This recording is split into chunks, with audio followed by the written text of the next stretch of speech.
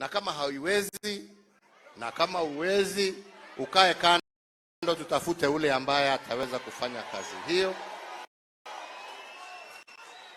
kwa sababu sisi ni wanademokrasia. Na kama kwa jukumu lolote you've had a change of heart, then do the respectful thing. Just go and leave us be in peace. Na hiyo viti ambavyo vyeo tulikuwa tumewapee, muturudishie kwa heshima, tupatie wengine.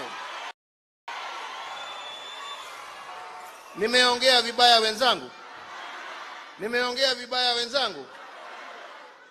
Sisi hatuna naambianga watu wakiniuliza, muangalie simboli yetu. Simboli yetu ni dove. Dove ni ya nini? Ni amani. Sisi ni watu ambao tunapenda amani. Lakini kupenda amani sio kusema we ni mwoga. Tunaelewana? La. Kitaka kuongea tuongee kwa heshima.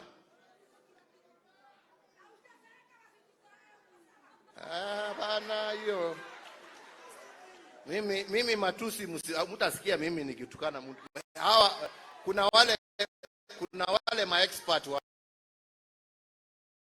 hiyo. Hawa waendelee. Wanafikiria kutoka kanisa waende kazi, badala ya kuomba ni matusi. Hiyo ni yao. Na vile nasema ni haki yao. Sisi wana Jubilee hatuko huko. Sisi haja yetu tuwaijua. Sisi tuwajua yale ambayo tulikuwa tunasimamia. Kweli ama sio kweli? Tunajua yale ambayo tulikuwa tunatetea, tulikuwa tunasema tunataka Wakenya watupatie nafasi tuendelee naye. Lakini Wakenya waliamua vile waliamua. Hiyo sio kusema ya kwamba tumepoteza sera zetu. Bado sisi tulikuwa tunataka mambo ya BBI yatendeke, na bado tunataka yatendeke. Sasa kama ulienda kutetea, kuja ututetee. Sisi tunataka umoja ya Wakenya. Sisi hatutaki jamii kupigana. Sisi tunataka serikali iheshimike kila kona na ijumuishe kila Mkenya. Ndio mtu pahali alipo ajisikie hii ni serikali, ni nchi yangu. Lakini sio nchi ya wengine na wengine hawako. Wenzangu, mimi kwa sababu sitaki kuongea ni mengi, hapana, sitaki.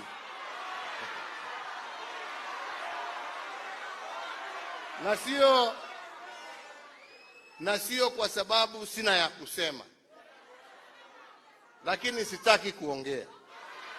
Lakini ile ningewaomba siku ya leo, kama wanajubilee wenzangu, tuchukue siku ya leo